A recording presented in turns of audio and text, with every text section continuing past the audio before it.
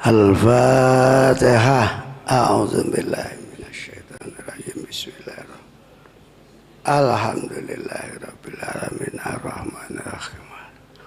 Iyyaka na'budu wa iyyaka nasta'in. Ihdinas siratal mustaqim. Shiratal ladzina an'amta 'alaihim ghairil maghdubi 'alaihim waladdallin.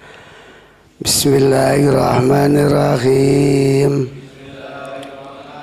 Ya Rahmanu Ya Rahimu Ya Quddusu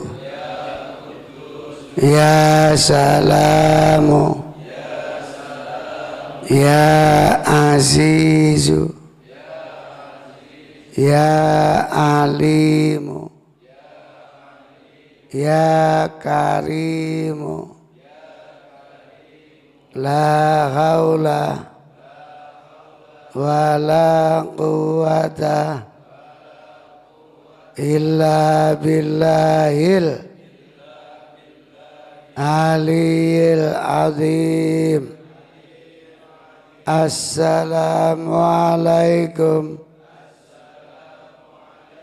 warahmatullahi wabarakatuh. Assalamu alayka ayyuhan nabiyyu wa rahmatullahi wabarakatuh. Assalamu alayna wa ala ibadillahi as-salihin. Assalamu alayka ya Rasulullah. Salatullah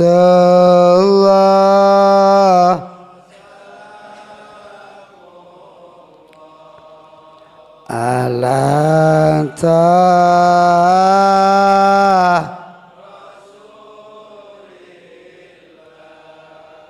salatullah salamullah ala Yasin tawassalna bismillah wa bil hadi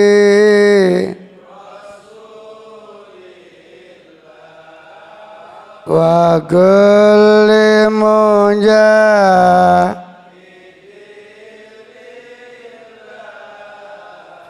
bi alil bad la ilaha illallah al malikul haqqul mubin.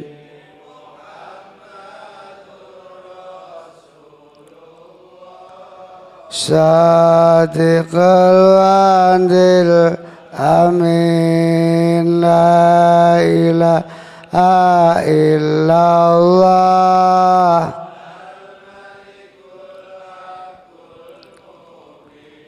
Muhammadur Rasulullah. Sadiqul wa'dil astaghfirullah Rabbal baraya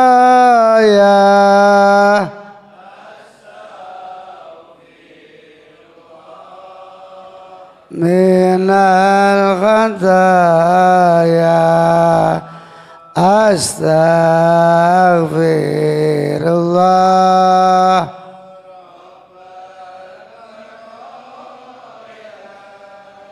astaghfirullah minal khataya. Alhamdulillah Alhamdulillahirabbil alamin. Para pemirsa TV 9 di mana saja berada, semoga selalu ditulungi Allah. Para jamaah Pondok Pesantren Mahasiswa Al-Jihad Surabaya, semoga barokah selamanya. Alhamdulillah, pada hari ini kita akan ngaji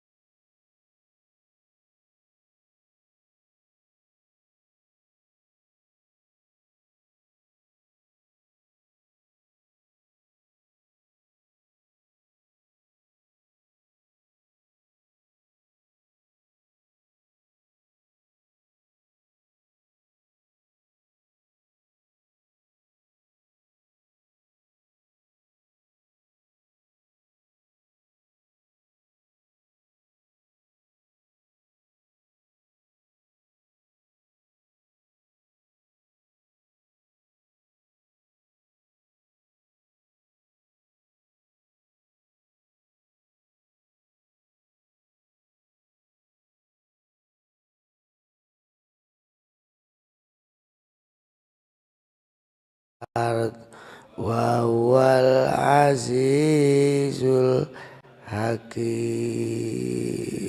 Sadaqallahul azim. Ayat ini asbabun nuzulnya itu ada orang-orang kafir musyrik waktu itu menghadap Nabi dan mengatakan, Muhammad, apa betul besok orang yang sudah mati itu dihidupkan kembali?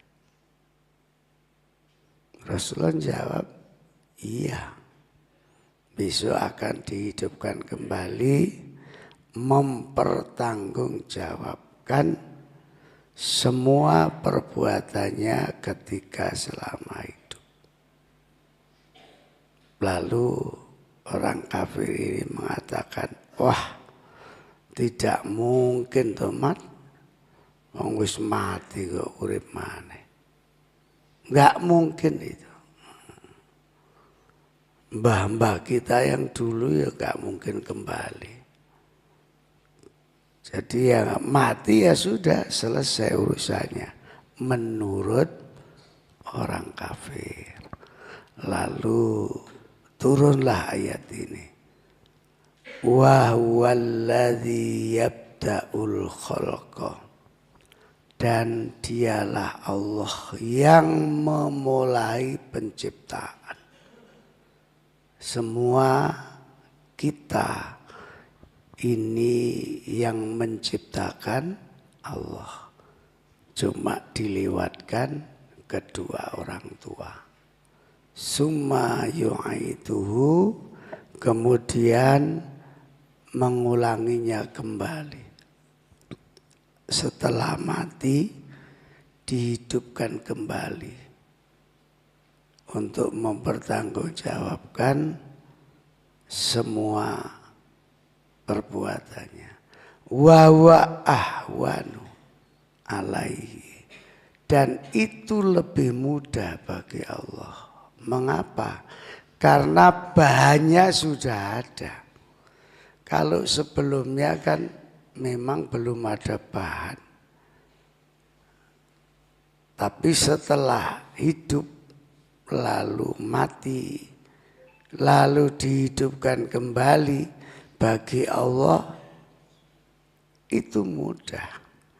Karena sudah ada bahannya.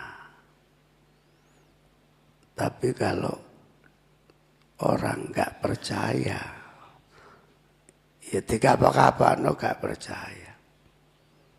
Makanya pentingnya iman itu di situ. Bedanya orang yang punya iman dengan orang yang tidak punya iman. Orang yang punya iman itu masih mikir, ya Allah, uripku kok ngene doa, ya Allah, dosa tok, maksiat tok. Nanti akhirnya akan mikir, sanguku besok nak nyangkono terus apa? Iya, kalau ke Jakarta bisa balik, dan nak wis rono mati gak iso balik. Itu orang yang ada benih imannya. Tapi kalau orang gak punya iman, urip pisan ae kok digawe soro-soro. Ya diseneng-seneng no awak. Seneng-senengnya itu gak mikir halal haram. Sing penting atine seneng. Itu orang yang gak punya iman. Masya Allah. Makanya iman itu sangat mahal. Iman. Orang yang gak punya iman itu, kita sekarang ngaji, dia pulang dugem. Pulang dugem pagi-pagi gini. Pulang dari dugem. Apa istilah itu? Ke tempat-tempat, ya golek senengane dunya. Makanya mudah-mudahan kita diparingi iman yang istiqomah. Walahul masalul a'la fis samawati wal ardi. Allah itu memiliki sifat yang maha tinggi di langit dan di bumi. Artinya apa yang dikehendaki oleh Allah, baik yang di langit maupun yang di bumi, tidak ada sesuatu yang tidak mungkin. Semuanya serba mungkin. Makanya orang sukses itu salah satu sebabnya karena percaya Allah itu maha merubah. Allah itu maha kuasa. Jadi hidupnya itu semangat. Nah, yang membuat orang nggak ada semangat perubahan lebih baik, itu orang malas. Di mana-mana orang malas itu nggak ada, sukses itu nggak ada. Ya wis pokok urip ngono, embek nunggu mati. Jadi kalau sampean para santri khususnya kepingin sukses hidupnya, harus menghindari malas. Harus membuang malas. Kalau selamanya sampean masih malas, ya gak berubah, ya wis ngono ae uripe. Masya Allah. Padahal contohnya itu banyak.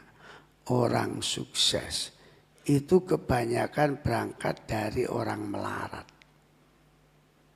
Kebanyakan orang-orang sukses itu berangkat dari orang malas. Bapak KDM, ya Kang Deddy Mulyadi, yang sekarang lagi viral, itu anak Soro, Masya Allah, mengembala kambing, buruh, ngangkuti batu bata dan seterusnya. Itu yang punya Transmart Icon itu siapa? Tanjung. Sebutannya apa? Anak singkong. Saking sorone. Tapi sekarang Masya Allah. Luar biasa sekarang. Kok bisa? Bisa. Pokoknya iso ngilangi males ya bisa. Orang itu kalau Masya Allah turu, tangi, ngopi, rokokan, jagongan, terus ngising. Mari ngising, turu maneh. Wayahe kuliah, ngantuk, turu. Nggo tangi-tangi, ngising maneh. Ya wis. Uripe ya wis ngono tok. Padahal Allah itu maha kuasa. Pokoknya nyedek Allah gak males ibadah. Ya pasti ada perubahan. Wa wal azizul hakim. Karena Allah itu maha perkasa, maha bijaksana. Jadi penyakit kita itu sebenarnya bangsa Indonesia ini. Penyakit males. Hanya itu tok. Maaf ya. Mengapa Cina itu kok sugih-sugih? Selain karena surganya Cina itu ya di dunia ini. Surganya. Yang kedua memang gak pernah males. Dia makan enak itu kalau sudah sukses. Kalau belum sukses ya sak mangan-mangan. Nah kita enggak.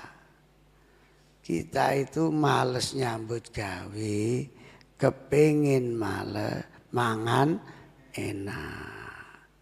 Males ibadah tapi kepingin dadi wali.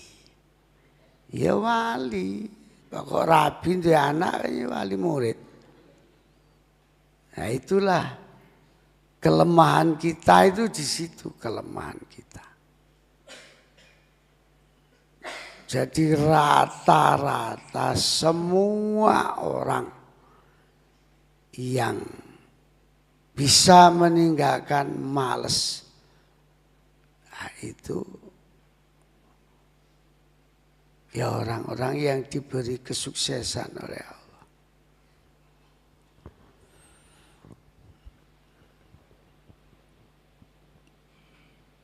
Ya kita ini Masya Allah baca Quran males, baca zikir males, sinau males, kerja males. Kerja dikit saja capek wis gak iso diterus. Makanya kepada mas-mas, mbak-mbak yang tergabung di anggota dasa itu sampean sudah ketok akan menjadi calon orang sukses. Asal tapi nggak males, panas titik, wayahin jumut, turu malah. Lo cari jumut, panas, Masya Allah, turu. Itu mengkhianati banyak itu. Mengkhianati dirinya sendiri. Mengkhianati yang mau dijumut. Mengkhianati kesempatan. Wah, Masya Allah. Akhirnya apa? Metu gak ngomong bisa. Akhirnya banyak jamaah komplain. Ya termasuk ke saya. Pak Yai, saya ini sudah 3 bulan gak diambil. Masya Allah. Padahal yang cari jamaah untuk ikut dasa itu gak mudah. Ya terutama Abah Sukron. Nah, sampean ini karek nerusno. Ya entuk duit ya, kecuali ya kaya abah dhisik waktu mondok. Gak kuat sampean. Abah itu melok Mbah Yai. Dikongkoni bendino, enggak pernah dikasih duit. Sampai keluar. Enggak pernah. Rokok Mbah Yai itu numpuk, ya enggak pernah dikasih rokok. Makanya udise Mbah Yai tak kumpulno. Terus tak udari, terus tak linteng ambek papir di situ. Istilahnya papir. Beli papir tok. Sampean gak kuat gak kuat. Jam 3 ngiseni jedik. Ya cuma dikasih makan, minum, tapi enggak pernah dikasih uang, rokok, apa enggak pernah. Tapi akhirnya saya ya bersyukur sama Mbak Yai dilatih ikhlas.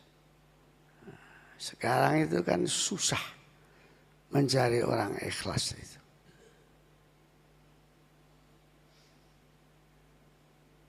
Susah. Penceramah aja yang ikhlas ya wangel. Nek wis terkenal, mulai narip, malah ono DP barang. Kaya tuku sepeda motor. Iku ngundang kiai apa tuku sepeda motor. Dan itu hak betul-betul ada. Masya Allah, Masya Allah. Ya zaman akhir. Makanya santri yang masih mau bantu pondoknya dengan ikhlas, itu besok dadine ya gak podo. Sama yang pinter, tapi enggak ada manfaatnya di pondok. Hanya pinternya dipek dewe. Itu besok barokah ya gak podo sama santri yang punya khidmah. Jadi ada dawuh al ilmu bitta'allum. Orang kalau kepingin punya ilmu ya harus belajar. Wal barokah bil khidmah. Kalau ingin dapat barokah harus ada khidmah. Khidmah itu pengabdian. Contohnya kayak nggontor. Itu selesai nggak langsung pulang kan harus mengabdi dulu 1 tahun. Al jihad gak melaku. Ngusungi sound system aja gak patek melaku. Kerja bakti aja rokokan ngutang-ngadeg. Tapi engko nek enek panganan ya melok mangan. Jadi enggak mungkin orang pinter tanpa khidmat dapat barokah, itu enggak mungkin. Karena al ilmu bitta'allum. Kalau dapat ilmu harus belajar. Wal barokah bil khidmah. Kalau ingin barokah harus ada khidmah. Harus ada pengabdian.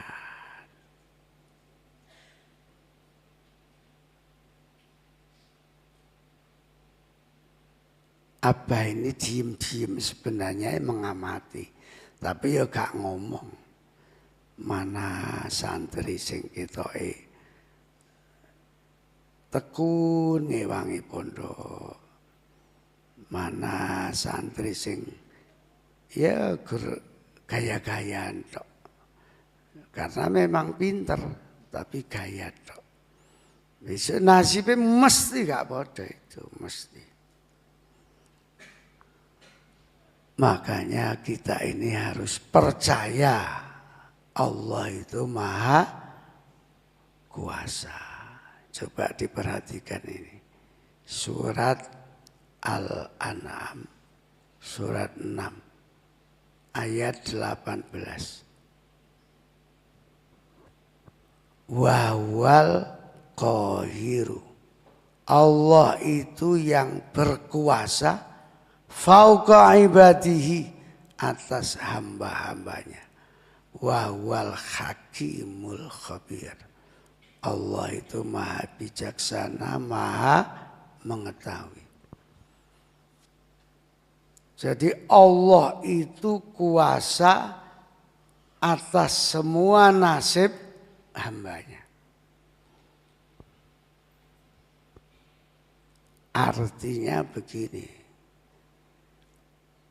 Allah itu akan nuruti apa karepe hambanya selama hamba itu memang ada niatan mau ada perubahan. Ya semuanya. Makanya ada ayat ud'uni astajib lakum. Kalian ya harus berdoa, ya harus berusaha. Saya kabulkan. Harus.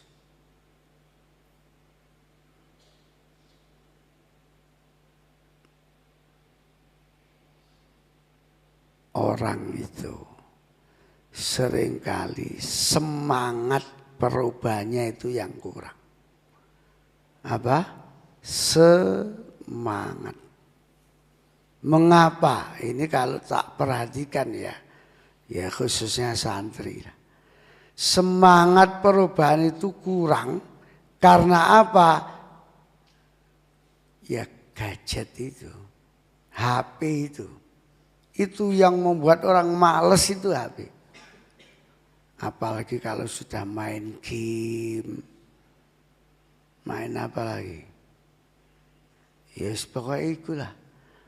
Nek wis nggowetu ngono iki wis ana wong lungguh sebelah wis karo. Abah Sumali lungguh sebelah wis gak direken. Nggowetu. Wong aku nate melok lungguh. Arek yo karo. Ngomene terus. Begitu dijawil kancane. Langsung masyaallah mau ngalih. Mengapa? Kok iso khusyuk ngono? Nak main HP itu khusyuk. Nak sholat malah gak khusyuk. Ya itu kan karena ya otaknya itu sudah kena penyakit. Berjam-jam kuat main HP. Coba deres Quran pakai HP. 10 menit kau wesel bisa. Bismillahirrahmanirrahim. Shadaqallah. Guru mau coba shadaqallah.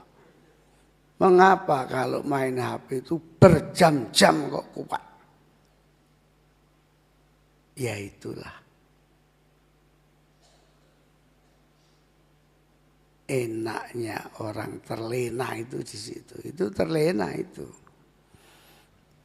Kalau sudah begitu wis gak mikir ngentekno duwike bapake.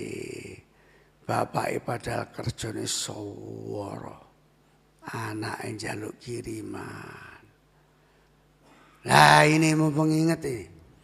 Saya dapat laporan dari kantor bahwa banyak santri nunggak sehariannya.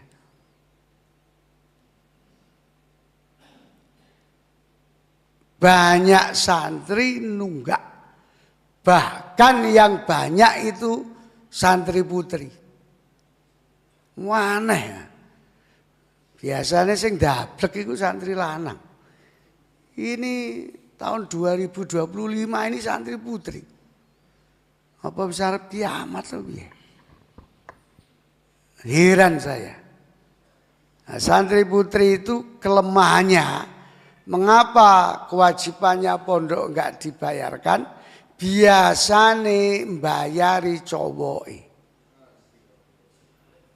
Biasanya itu kalau sudah kena cowok, apa meneh cinta sekonyong koter, sak njaluke cowoke dituruti.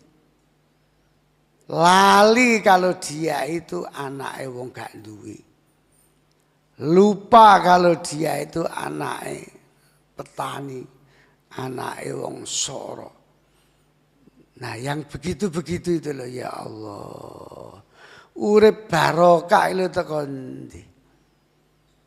Masya Allah. Masya Allah.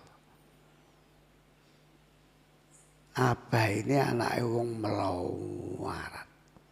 Tapi ngerumangsani. Kalau makan dulu itu hanya nasi tok. Enggak pakai lauk pauk. Di warungnya Mbok Badriah yang namanya anaknya Untung itu. Saya kalau makan itu bertahun-tahun itu dudu tok. Sebab nak enek jangane titik dihitung mbek Untung.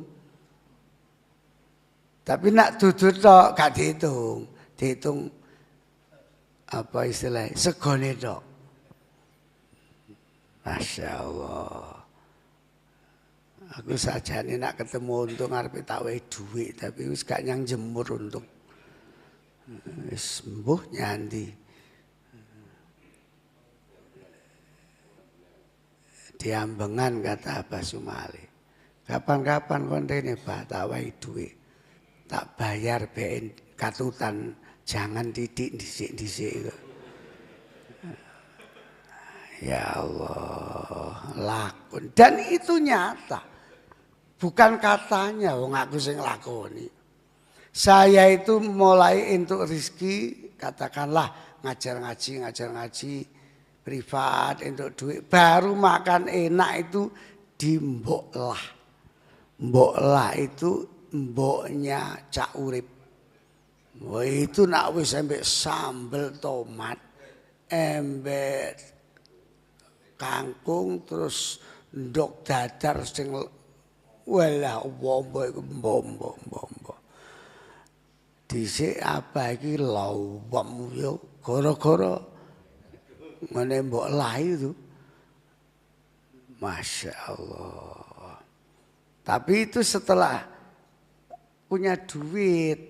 Ketika belum duit ya Untung niku warungnya. Berjasa Untung itu. Buat saya loh. Berjasa. Makanya Masya Allah mas. Sampean sampai kapan jadi orang kok mau males. Ya adalah. Yang seneng ngaji, seneng jamaah ada. Tapi belum banyak. Sama santri putri ya sama. Padahal yang ikut program Hafidoh, program tahfidz kan 100 lebih. Nah itu aja kalau yang cekelane Quran itu seneng jamaah, wis lumayan. Wong bendino nyekeli Quran. Tapi ya lesane tok atine gak teko kono. Makanya Masya Allah akhir zaman. Semuanya itu bisa berubah. Siapa yang bisa merubah? Dirinya sendiri atas kemauannya sendiri. Entah gak ono orang sukses males itu gak ada.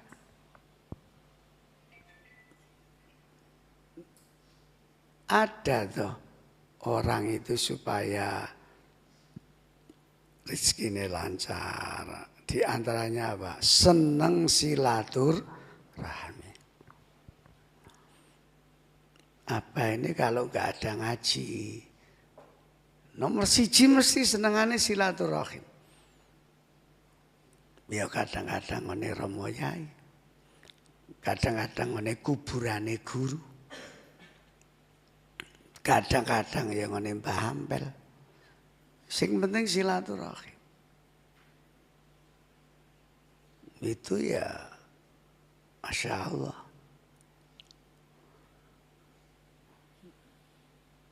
Kelihatannya sepele silaturahim itu.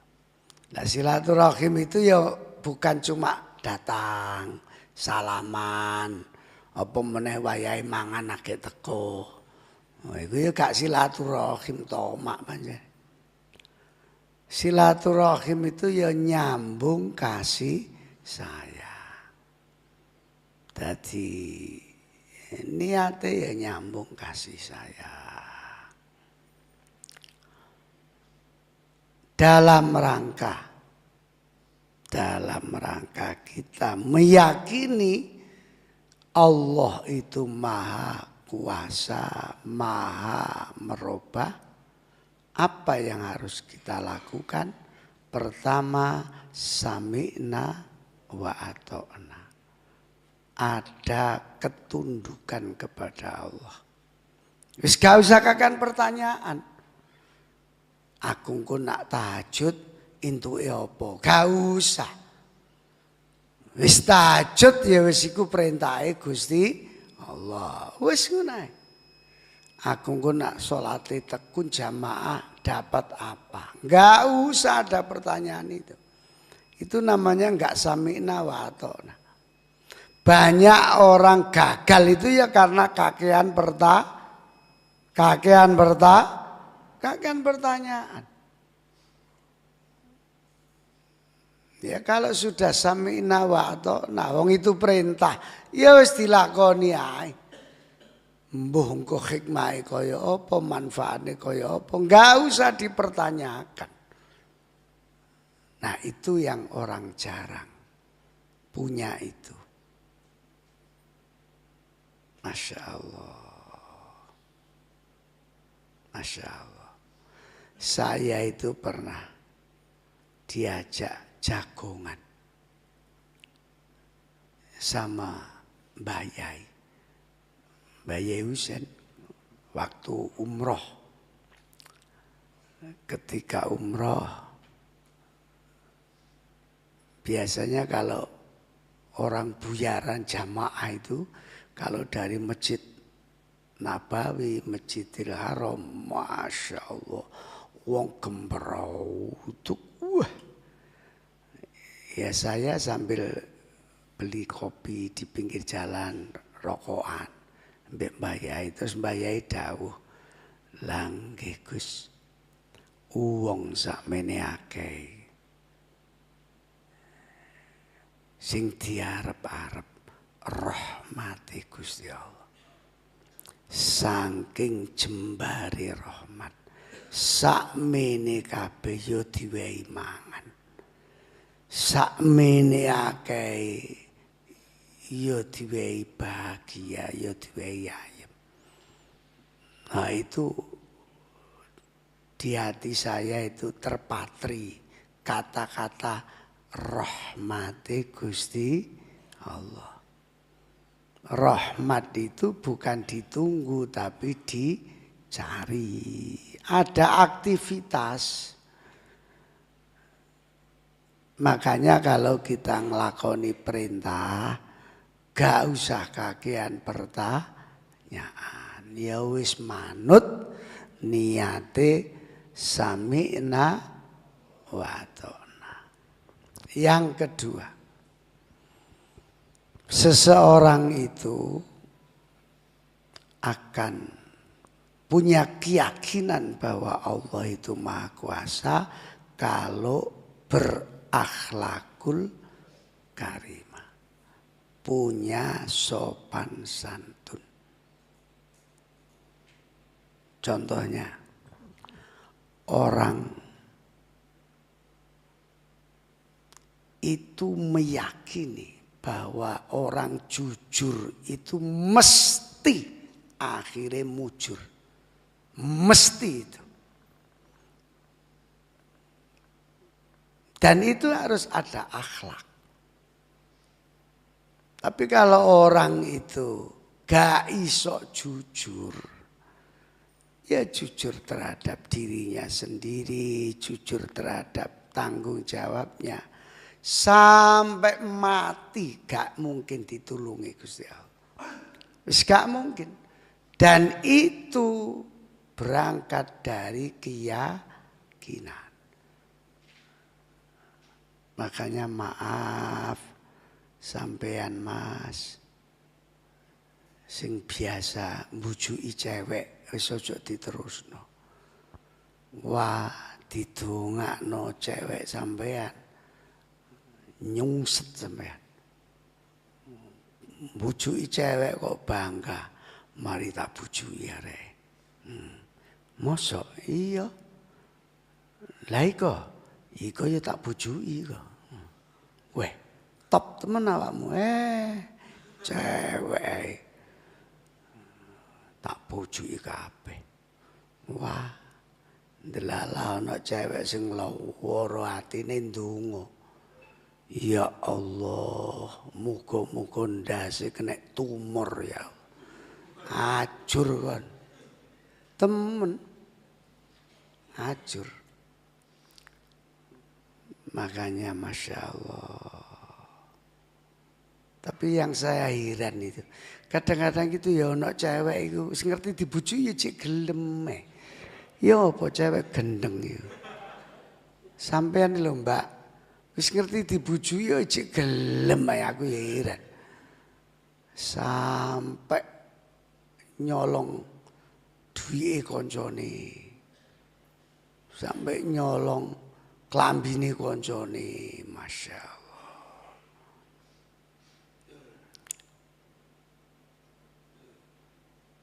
Mengapa kejujuran itu hilang? Karena memang sudah tidak ada akhlak. Mengapa tidak ada akhlak? Karena sudah mulai tidak percaya Allah itu maha kuasa. Kalau orang percaya Allah itu maha kuasa, gak mungkin berani. Dalile wong Jawa iki lak sederhana iki. Becik ketitik Allah ketara. Lah, itu nak Quran dah asli. Tapi mbek wong Jawa digawe sederhana. Becik ketitik Allah ketara. Dan itu pasti terjadi. Cuma kapan itu akan ketoronya itu ya nanti waktu yang akan menjawab. Waktu. Baik itu tingkatan nasional. Negara kita kan banyak tuh orang yang koruptor ya banyak. Sing konangan ya wis ana, sing gurung konangan ya ana. Tapi suatu saat pasti nanti ditunjukkan Allah. Wong becik ketitik. Allah ketara. Mbuh arep matine. Jenenge Allah itu kan ya sutradara terhebat. Masya Allah. Masya Allah. Ada kisah nyata. Ada orang ahli ibadah, sholatnya tekun, tahajudnya tekun, lalu mati. Ketika pemakaman, ada di antara yang masuk ke liang lahat, ke liang kubur, itu sesuatu yang tertinggal. Dan itu sangat penting. Akhirnya dia yakin barangnya itu di dalam kubur. Akhirnya dia minta izin keluarganya untuk mengambil barang itu dan membongkar kuburan. Orang yang ahli ibadah. Begitu dibongkar, ternyata di dalamnya sudah terbakar. Semuanya. Jasad-jasadnya mayit sudah nggak bisa dikenali wong terbakar. Kain kafannya apalagi.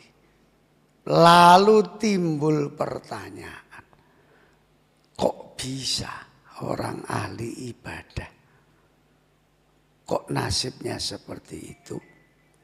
Yang jawab siapa? Keluarganya. Nggih, pancene dulur kula niku sae ibadah, tapi suka benci dulure. Memutuskan silaturahim. Nah, perasaane silaturahim itu dudu ajarane Kanjeng Nabi dah. Silaturahim bukan ajarannya Allah dah. Dianggap ajarannya Allah itu cuma sholat, tahajud, haji, zakat, lali.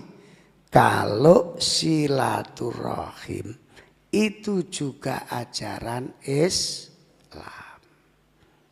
Nah, mudah-mudahan panjenengan ngaji gini ini ya manfaatnya banyak. Satu, mbuh sak titik rong titik untuk ilmu. Dua, diniati silaturahim. Tiga, sehat jasmani wong sarapan. Alhamdulillah. Mudah-mudahan semuanya manfaat. Al-Fatihah. Bismillahirrahmanirrahim. Alhamdulillahirabbil alamin. Iyyaka na'budu wa iyyaka nasta'in. Ihdinas siratal ladzina an'amta 'alaihim. A'udzu billahi minasyaitonir rajim. Bismillahirrahmanirrahim. Allahumma sholli ala sayyidina Muhammad walhamdulillahi rabbil alamin. Allahumma ighfir lana dzunubana wa liwalidayna warhamhuma kama rabbayana shighara. Hasbi min su'ali ilmu bihajati. Semoga walaupun satu ayat yang kami pelajari bisa menjadi hidayah dalam hidup kami, sehingga benar-benar menjadi orang-orang yang selalu ditulungi oleh Allah. Rabbana atina fid dunya hasanah wa fil akhirati hasanah wa qina adzabannar. Walhamdulillahi rabbil alamin. Al-Fatihah.